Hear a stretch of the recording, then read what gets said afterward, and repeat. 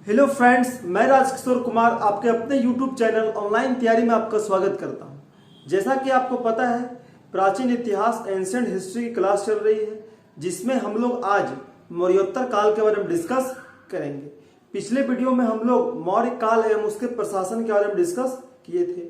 थोड़ा रिवीजन कर लेते हैं। मौर्य काल में क्या देखे थे?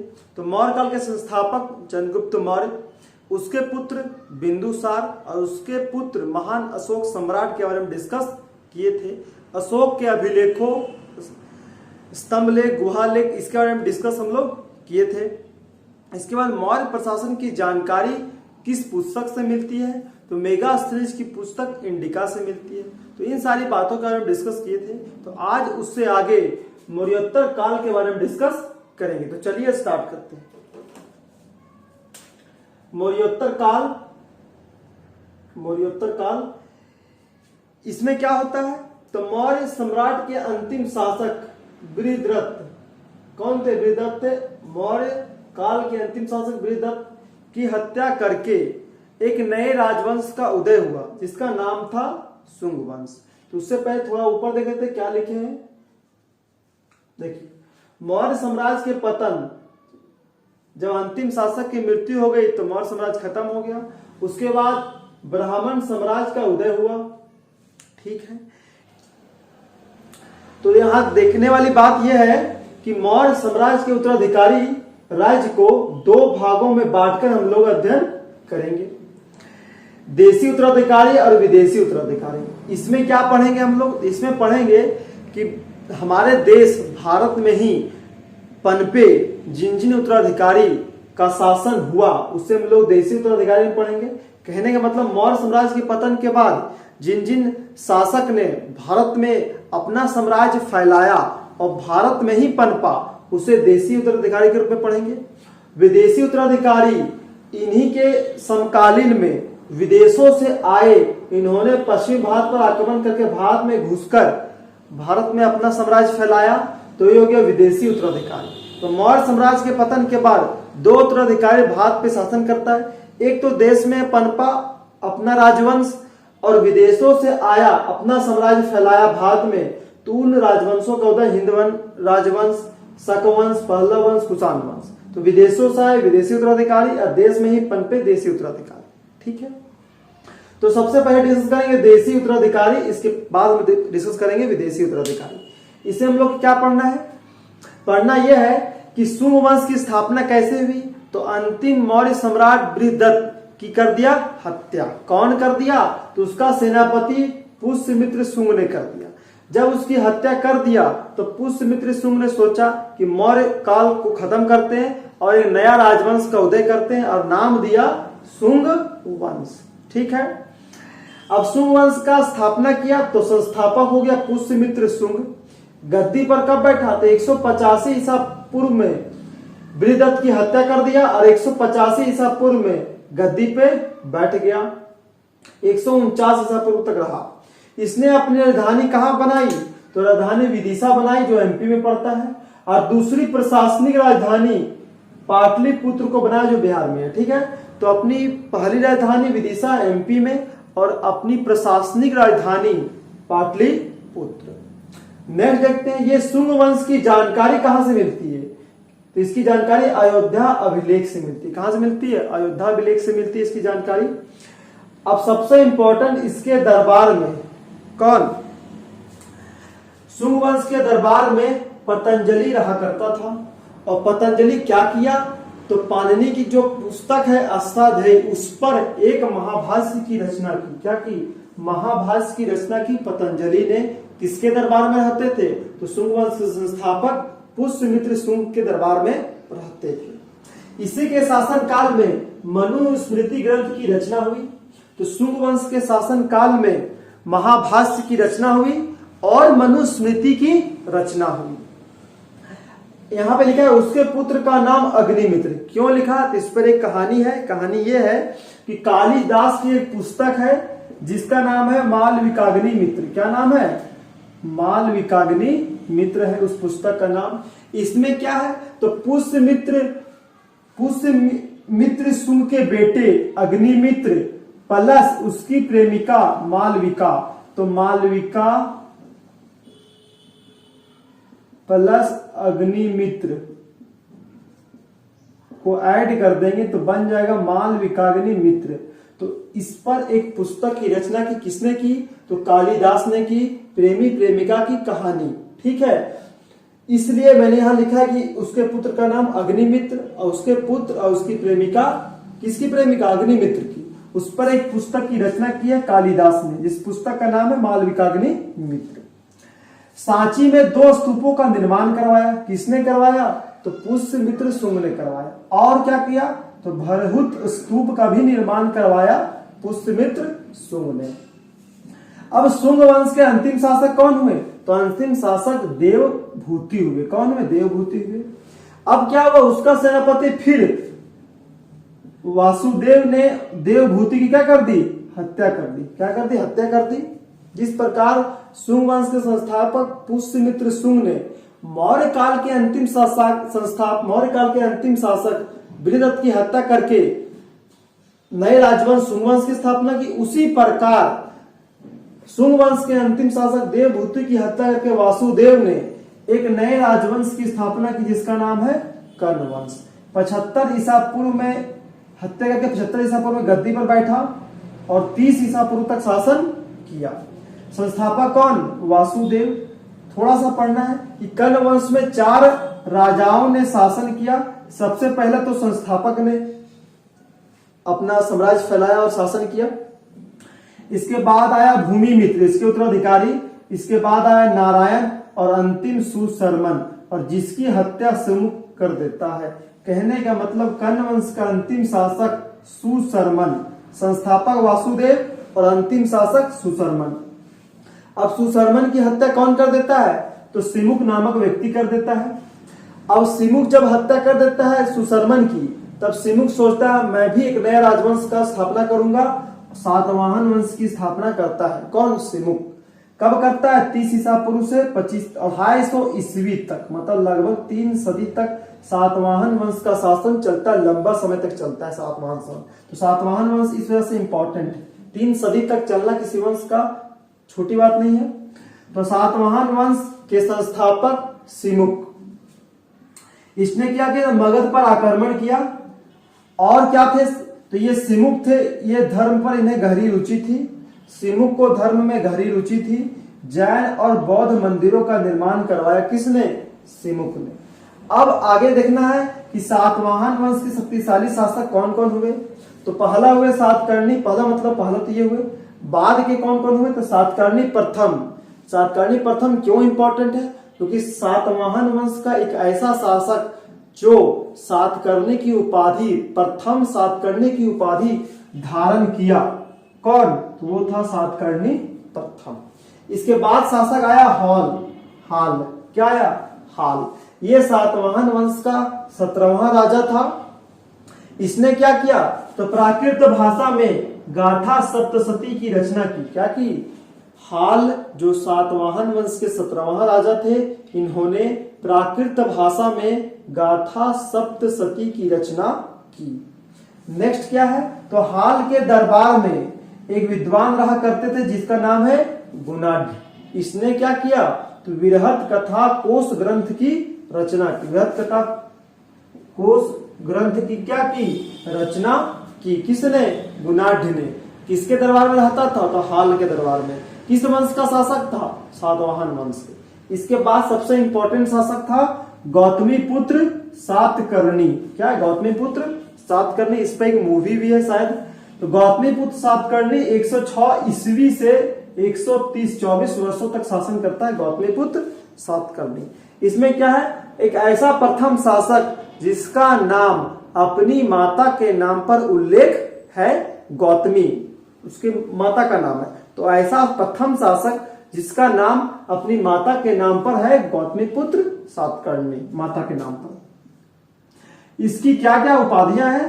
तो इसे अद्वितीय ब्राह्मण कहा जाता है, वेदों का आश्रयदाता कहा जाता है, पर्वतों का स्वामी कहा जाता है और वर्ण व्यवस्था का रक्षक कहा जाता है। अद्वितीय ब्राह्मण, वेदों का आश्रयदाता, वर्ण व्यवस्था का रक्षक, पर्वतों का स्वामी, 4 उपाधियां इसकी सबसे महत्वपूर्ण है। जब ये 24 वर्षों तक शासन किया तो अपने विजित प्रदेश की जानकारी किस अभिलेख से मिलती है? तो नासिक गुहालेख से मिलती है। कहां से मिलती है? नासिक गुहालेख से गौतमीपुत्र सातकर्णी के विजित प्रदेश की जानकारी मिलती है। सातवाहन वंश के अंतिम शासक कौन हुए? तो पुलुमावी तृतीय सातवाहन वंश के अंतिम शासक हुए। अब क्या होता है? तो सातवाहन वंश के समाप्ति के बाद कुछ कुछ राज्यों में छोटे छोटे राजवंशों के उदय को देखने मिलता है। तो महाराष्ट्र में क्या मिलता है? तो आभिर वंश का उदय होता है महाराष्ट्र में कुछ समय तक, जिसके संस्थापक ईश्वर सेन होते हैं। आंध्र प्रदेश में इक्ष्वाकु वंश का उदय होता है, इसके संस्थापक श्री शांतमूल। उड़ीसा के कलिंग में चेदी वंश का उदय होता है और उस वंश का संस्थापक महामेघवाहन होते हैं। कहने का मतलब कुछ समय तक महाराष्ट्र में आभिर वंश उत्पन्न होता है, आंध्र प्रदेश में इक्ष्वाकु वंश का उदय होता है और उड़ीसा के कलिंग में चेदी वंश का उदय होता है।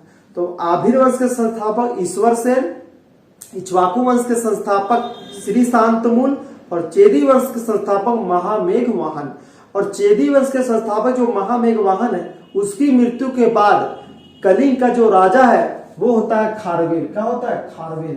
तो महामेघवाहन के बाद कलिंग का नया राजा कौन बनता है? तो वो खारवेल बनता है। कौन बनता है? खारवेल बनता है। इसके बाद छोटे छोटे राजवंशों के बाद एक बड़ा राजवंश का उदय होता है वाकाटक वंश, जिसके संस्थापक विंध्य शक्ति होते हैं। और विंध्य शक्ति अपनी राजधानी नंदीवर्धन अर्थात नागपुर और अपनी प्रशासनिक राजधानी प्रवरपुर को बनाता है। तो वाकाटक वंश के संस्थापक विंध्य शक्ति अपनी राजधानी नंदीवर्धन, शुरू में नंदीवर्धन को करता है, बाद में फिर वो प्रवरपुर कर लेता है। वाकाटक वंश के राजा अपने सिक्कों पर गंगा की आकृति का चित्रण करते थे। तो यहां हम लोगों ने देखा कि मौर्य काल के पतन के बाद 4 वंशों का उदय होता है। यहाँ पे इसको छोड़ रहे हैं, 4 राजवंशों का उदय होता है जो भारत में ही पनपते हैं और भारत में अपना साम्राज्य फैलाते हैं। तो उन्हें देसी उत्तराधिकारी में हम लोग पढ़ रहे हैं। सबसे पहला वंश शुंग वंश, संस्थापक पुष्यमित्र शुंग। इसके बाद कर्ण वंश, इसके संस्थापक कौन? वासुदेव। इसके बाद आया सातवाहन वंश, इसके संस्थापक सिमुक। इसके बाद वाकाटक वंश, इसके संस्थापक विंध्य शक्ति। तो इन 4 राजवंशों के बारे में हम लोगों ने देखा। इसके बाद हम लोग क्या पढ़ेंगे? इसके बाद विदेशों से आए। कहां पे आए? तो भारत के पश्चिमी क्षेत्रों में आए, जिसके बारे में हम लोग अध्ययन करना है। सबसे पहला आए हिंद यूनानी, पश्चिमी भारत पर आक्रमण किया। हिंद कुश पर्वत से होकर खैबर दर्रा से होकर पश्चिमी भारत पर आक्रमण किया और पश्चिमी पंजाब से होकर भारत में घुसा और भारत पर अपना साम्राज्य फैलाया। तो सबसे पहला था हिंद यवन, इसके बाद ये समाप्त हुआ। इसके बाद शक आया, इसके बाद पहलव आया, इसके बाद कुषाण आया। ये विदेशों से आए थे, इसलिए विदेशी उत्तराधिकारी हुए। मौर्यों के ये देशी उत्तराधिकारी के समकालीन, लगभग समकालीन ही थे, जिसके बारे में हम लोग डिस्कस करेंगे। तो अब हम लोग डिस्कस करेंगे विदेशी उत्तराधिकारी के बारे में। तो डिस्कस करते हैं विदेशी उत्तराधिकारी। चलिए स्टार्ट करते हैं।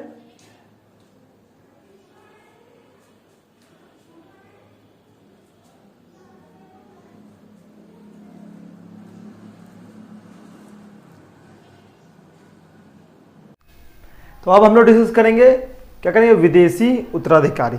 अभी हम लोग डिस्कस किए देशी उत्तराधिकारी, शुंग वंश, कर्ण वंश, सातवाहन वंश एवं वाकाटक वंश।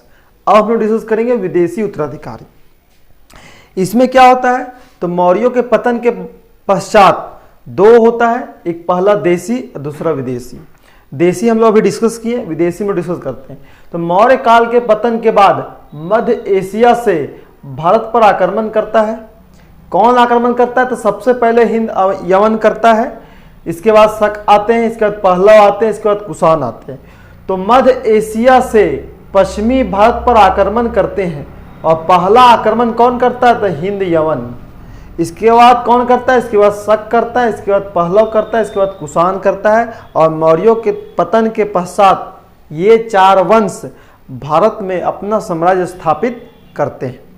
तो सबसे पहले डिस्कस करेंगे हिंद यवन। ये कहाँ से आए थे? ये यूनान से आए थे।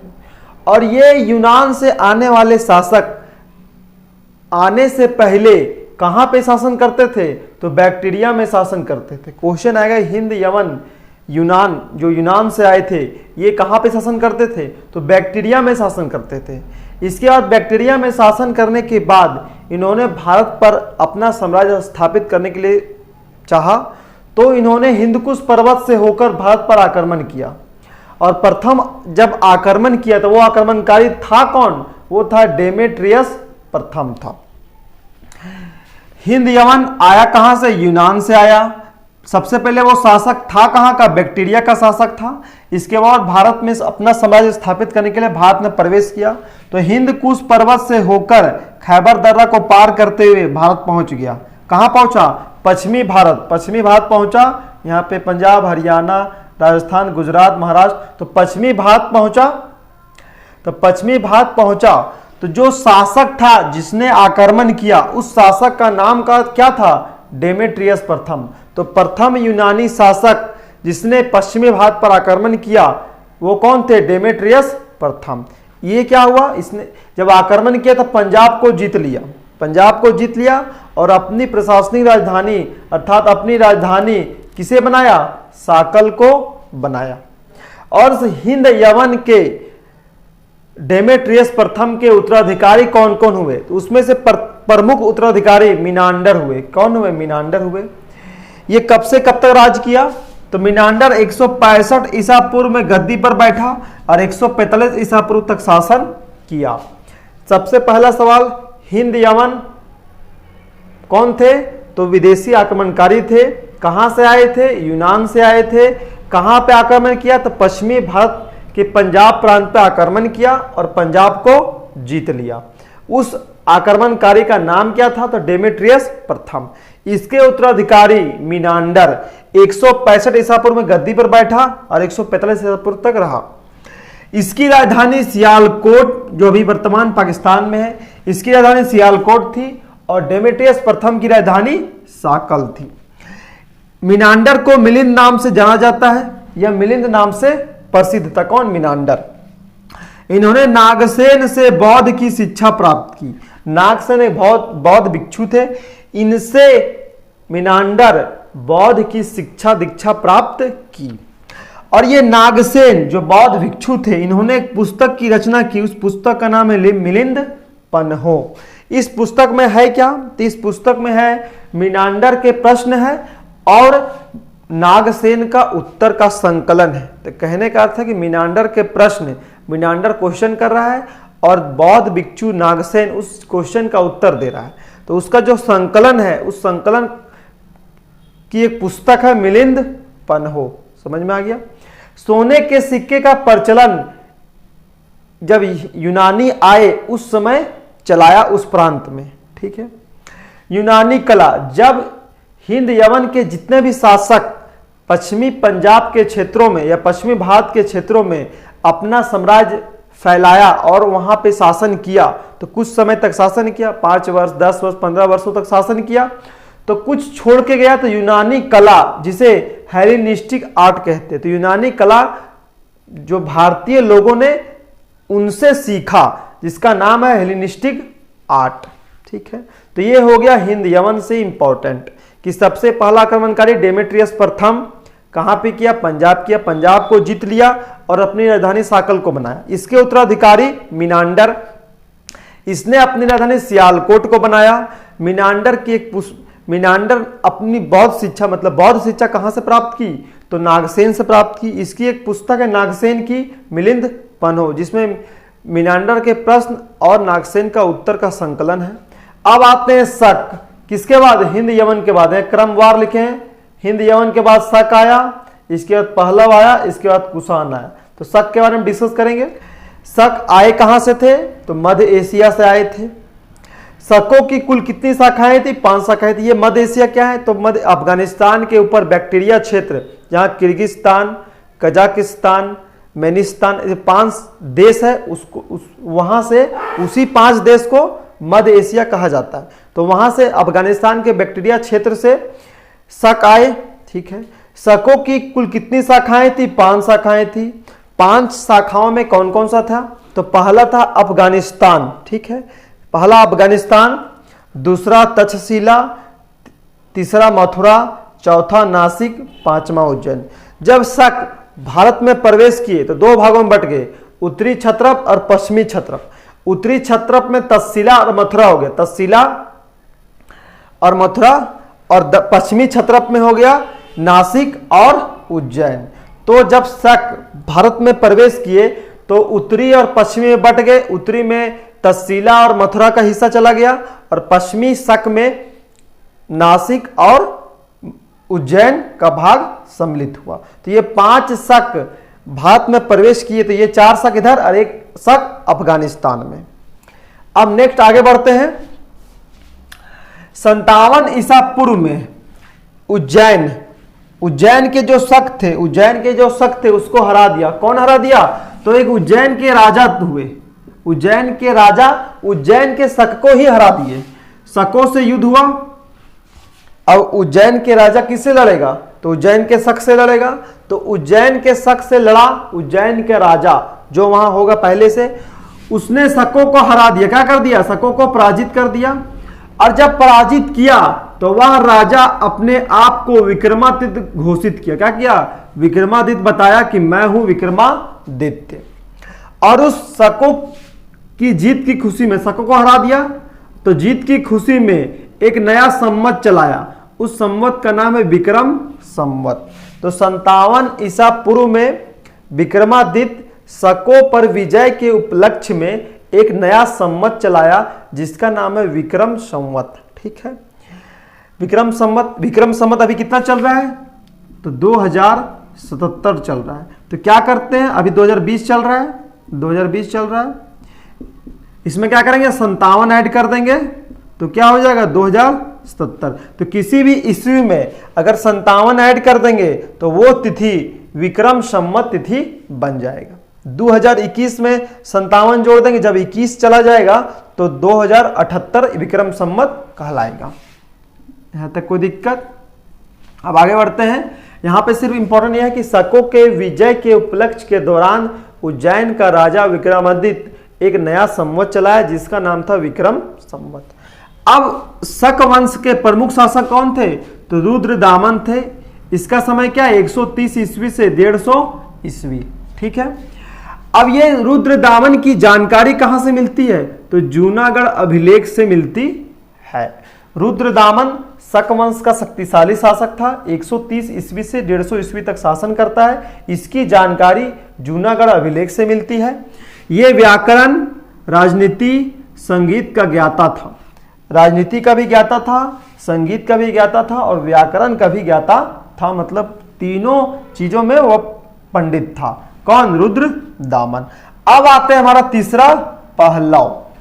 पहलव जिसे पार्थियाई भी कहते हैं। ये कहां से आए थे? ये ईरान से आए थे। ये कहां से आए थे? ईरान से आए थे। अब इस वंश के संस्थापक कौन थे? मिथ्रोडेटस प्रथम। इस वंश के संस्थापक कौन हुए? तो मिथ्रोडेटस प्रथम हुए। पहलव वंश के शक्तिशाली शासक कौन थे? तो पहलव वंश के सबसे शक्तिशाली शासक गोंडोफर्निज हुए। कौन हुए? गोंडोफर्निज। इसका शासनकाल कब से कब तक चला था? 20 ईस्वी से 41 ईस्वी तक चला। सबसे पहली बात, पहलव आए कहां से? ईरान से आए। संस्थापक मिथ्रोडेटस प्रथम। सबसे शक्तिशाली शासक कौन हुए? तो गोंडोफर्निज हुए। इसका शासनकाल 20 से 41 वर्ष। राजधानी गोंडोफर्निज की कहां थी? तो तक्षशिला थी। सेंट थॉमस नामक व्यक्ति भारत में ईसाई धर्म का प्रचार करने आया था। यहां सबसे इंपॉर्टेंट है कि गोंडोफर्निज के शासनकाल में, कहने मतलब पहलों के शासनकाल में, एक ईसाई जिसका नाम था सेंट थॉमस, तो सेंट थॉमस नामक ईसाई व्यक्ति भारत आकर ईसाई धर्म का प्रचार करने आया था। ठीक है, तो प्रचार कर रहा था, तो लोगों को पता चला, तो वो लोग उसको क्या किया? भगा दिया। क्या किया? भगा दिया। अंततः वो भारत को छोड़कर चला गया। बाद में फिर उसकी मृत्यु भी हो गई। ठीक है, तो वो पहलों के शासनकाल में सेंट थॉमस नामक व्यक्ति भारत में ईसाई धर्म का प्रचार करने आया था, जो सफल नहीं हुआ। ठीक है, इंपॉर्टेंट। अब आते हैं कुषाण वंश, सबसे इंपॉर्टेंट कुषाण वंश। कुषाण वंश संस्थापक कुजूल कडफिसेस, ईस्वी 15 ईस्वी से 65 ईस्वी। ठीक है, तो कुषाण वंश के जो संस्थापक कुजूल कडफिसेस, इसके शासनकाल में सोने तांबे के सिक्के चलवाए। क्या किए? इसके शासनकाल में सोना और तांबा का जो सिक्का बहुत अधिक मात्रा में चलाए गए।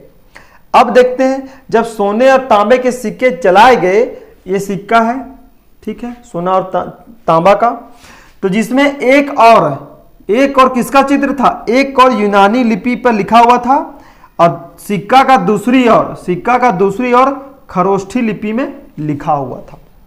सबसे इंपॉर्टेंट, कुषाण वंश के संस्थापक कुजूल कडफिसेस 15 ईस्वी से 65 ईस्वी, इसने तांबे और सोने के सिक्के जारी किए, और एक और यूनानी लिपि का प्रदर्शन है, मतलब एक और यूनानी लिपि का अंकन है, चित्रण है, और दूसरी और खरोष्ठी लिपि का चित्रण या अंकन है। अब आते हैं सिक्कों पर किसकी आकृति है? तो सिक्कों पर शिव की आकृति है, नंदी बैल की आकृति है और त्रिशूल की आकृति। किसकी आकृति है? शिव की आकृति है, नंदी बैल की आकृति है और त्रिशूल की आकृति है। सबसे पहले सिक्कों पर एक और यूनानी लिपि और दूसरी ओर खरोष्ठी लिपि, और सिक्कों पर शिव की आकृति भी देखी गई है, नंदी बैल की आकृति भी देखी गई है और त्रिशूल की आकृति देखी गई है। प्रमुख शासन कुषाण वंश के कौन थे? तो सबसे इंपॉर्टेंट कनिष्क थे। कौन थे? कुषाण वंश का सबसे प्रमुख शासक कनिष्क। कौन थे? कनिष्क थे। इसका शासनकाल कब से कब तक चलता है? तो 78 ईस्वी से 105 ईस्वी तक कनिष्क शासन करता है भारत में। अब आगे इसकी राजधानी कहाँ थी कनिष्क की? तो राजधानी फिरोजपुर, पेशावर जो भी पाकिस्तान में पड़ता है, और दूसरी राजधानी क्या थी? मथुरा थी। पहली राजधानी फिरोजपुर और दूसरी राजधानी मथुरा। 78 ईस्वी में किसने? कनिष्क ने। यहां सबसे इंपॉर्टेंट है, कनिष्क ने 78 ईस्वी में क्या किया? तो नया संवत चलाया, जिसका नाम क्या है? शक संवत। क्या नाम है? शक संवत। इसने भी शकों पर विजय प्राप्त की थी। किसने? कनिष्क ने। तो कनिष्क ने शकों पर विजय प्राप्त की और 78 ईस्वी में नया संवत चलाया, शक संवत। ठीक है, और विक्रमादित्य शकों पर विजय उपलक्ष्य के दौरान विक्रम संवत चलाया था। जो नया संवत चलाया 78 ईस्वी में किसने? कनिष्क ने। वही नया संवत शक संवत वर्तमान में हमारा राष्ट्रीय कैलेंडर है। तो शक संवत क्या है? तो वर्तमान में हमारा राष्ट्रीय कैलेंडर है। कनिष्क को किन किन नामों से जाना जाता है? तो देवपुत्र के नाम से जाना जाता है, शाहनुशाही के नाम से जाना जाता है, सहंसा के नाम से जाना जाता है। देवपुत्र और सहंसा, आप ये दो याद रख सकते हैं कि कनिष्क को देवपुत्र कहा जाता है और सहंसा भी कहा जाता है। इसके शासनकाल में हुआ क्या? सबसे प्रमुख बात, तो चतुर्थ बौद्ध संगीति हुई। कहां पे हुई? तो कुंडलवन कश्मीर में हुई। कहां पे हुई? कुंडलवन कश्मीर में हुई। तो इसके शासनकाल में, तो कनिष्क के शासनकाल में चतुर्थ बौद्ध संगीति हुई, और कहां पे हुई? तो कुंडलवन कश्मीर में हुई। किसके शासनकाल में? कनिष्क के शासनकाल में। इसके समय में दो नवीन शैली का उदय हुआ। क्या हुआ? कनिष्क के शासनकाल में दो नवीन शैलियों का उदय हुआ। पहला गांधार शैली और दूसरा मथुरा शैली। गांधार शैली में क्या था? तो काले सलेटी पाषाणों से बने होते थे, उसे गांधार शैली। ये गांधार शैली, मथुरा शैली बेसिकली मूर्तियां, इन शैलियों में मूर्तियां बनाई जाती थी। गांधार शैली मूर्तियां बनाने का था और मथुरा शैली, तो गांधार शैली और मथुरा शैली दोनों शैलियां मूर्तियां बनाने का एक प्रकार था। ठीक है, तो इसमें मूर्तियां कैसे बनाई जाती थी? तो काले सलेटी पत्थर से बना दिया मूर्तियां, तो वो गांधार शैली का मूर्ति हो गई। लाल बलुआ पत्थर से अगर मूर्ति बन गया तो वो मथुरा शैली की मूर्ति हो गई। तो बेसिकली गौतम बुद्ध की मूर्तियां सबसे पहले मथुरा शैली में बनाई गई थी, जिसमें लाल बलुआ पत्थर का प्रयोग किया गया। अब कनिष्क के दरबार में रहने वाले विद्वान के बारे में चर्चा कर लेते हैं कि कनिष्क के दरबार में बहुत बड़े बड़े विद्वान रहा करते थे। सबसे पहले चरक। चरक था कौन? राजवैद्य था, उसका पर्सनल डॉक्टर था। ठीक है, किसका? कनिष्क का। राजवैद्य, उसके दरबार में चरक नाम का राजवैद्य था, जिसने क्या किया? एक पुस्तक की रचना की, जिस पुस्तक का नाम था चरक संहिता। इस पुस्तक का नाम क्या है? चरक संहिता। अब आते हैं अश्वघोष। ये क्या है? तो कनिष्क के राजकवि है। क्या राजकवि है? ये क्या किए? तो चतुर्थ बौद्ध संगीति के उपाध्यक्ष का कार्यभार संभाला।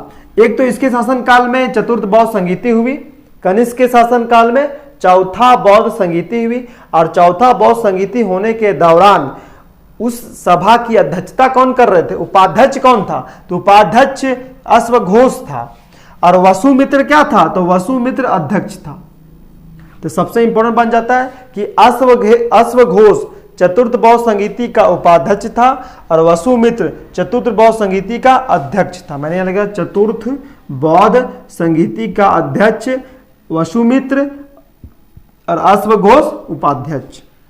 अब आते हैं संगरक्ष। संगरक्ष कौन था? तो कनिष्क का पुरोहित था। कौन था? कनिष्क का पुरोहित था। अब नागार्जुन। नागार्जुन कौन था? वो लेखक था। किस पुस्तक की रचना की? तो प्रजापारमिता सूत्र पुस्तक की रचना किसने की? नागार्जुन ने की। तो क्वेश्चन आएगा, प्रजापारमिता सूत्र के लेखक नागार्जुन किसके दरबार में रहते थे? कनिष्क के दरबार में रहते थे। चरक संहिता के रचयिता किसके दरबार में रहते थे? तो कनिष्क के दरबार में रहते थे। ठीक है, नेक्स्ट है कनिष्क के अंतिम शासक कौन थे? तो वासुदेव थे। कौन थे? वासुदेव। सबसे इंपॉर्टेंट, कुषाणों ने सर्वाधिक शुद्ध स्वर्ण के सिक्के जारी किए। सबसे इंपॉर्टेंट कि कुषाणों ने सबसे अधिक मात्रा में शुद्ध स्वर्ण सिक्के जारी किए कुषाण के टाइम पीरियड में। तो हम लोगों ने देखा, क्या देखा? सबसे पहले हिंद यवन आया। कहां से आया? तो यूनान से आया। हिंद यवन यूनान से आया। कौन आया सबसे पहले? डेमेट्रियस प्रथम आया। इसके बाद मिनांडर। इसके बाद शक आए। कौन आए? शक आए। कौन सा राजा शक में आए? तो शक में देखो, शकों के 5 शाखाएं थी। अलग अलग राजा अलग अलग क्षेत्रों में शासन किए। तक्षशिला के शक अलग थे, मथुरा के शक अलग राजा थे, नासिक के अलग थे, उज्जैन के अलग थे, और अफगानिस्तान के अलग थे। 5 हो गए। अब आते हैं पहलव। पहलव देखिए यहाँ पे, पहलव कहां से आए थे? ईरान से आए थे। पहलव कहां से आए थे? ईरान से आए थे। संस्थापक मिथ्रोडेटस प्रथम। इसके बाद शक्तिशाली शासक गोंडो फर्निश। इसके बाद आया कुषाण वंश और मौर्योत्तर काल का अंतिम वंश। इसके संस्थापक कुजुल कड़फिसेस। इसके पुत्र की भी चर्चा की जाती है, विम कड़फिसेस, जो कुषाण वंश के वास्तविक संस्थापक कहे जाते हैं। तो मैंने यहाँ बेसिकली कुजुल कड़फिसेस के बारे में लिखा है। कुषाण वंश में सोने चांदी के सिक्के चलाए गए। एक और यूनानी लिपि और दूसरी ओर खरोष्ठी लिपि का अंकन किया गया। इसके बाद शक्तिशाली शासक कनिष्क, जिसके बारे में यहाँ पे हम लोग डिस्कस किए। तो ये हुआ मौर्योत्तर काल पूरा खत्म, जिसमें हम लोग देशी उत्तराधिकारी और विदेशी उत्तराधिकारी के हम डिस्कस किए। एक बार फिर बताते हैं, देशी उत्तराधिकारी शुंग वंश, कर्ण वंश, सातवाहन वंश और वाकाटक वंश। शुंग वंश, कर्ण वंश, सातवाहन वंश, वाकाटक वंश जो हमारे देश में ही पनपे थे, और विदेशी जो बाहर से आकर हमारे देश में अपना साम्राज्य स्थापित किए। हिंद यवन, शक वंश, पहलव वंश और कुषाण वंश, ये दोनों देशी और विदेशी मिलकर हमारे भारत में अपना साम्राज्य स्थापित किए।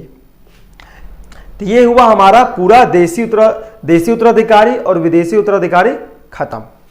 तो आपको वीडियो कैसी लगी? अगर आपको वीडियो पसंद आया तो वीडियो को लाइक करें, वीडियो को ज़्यादा से ज़्यादा दोस्तों को शेयर करें और चैनल को सब्सक्राइब कर ले।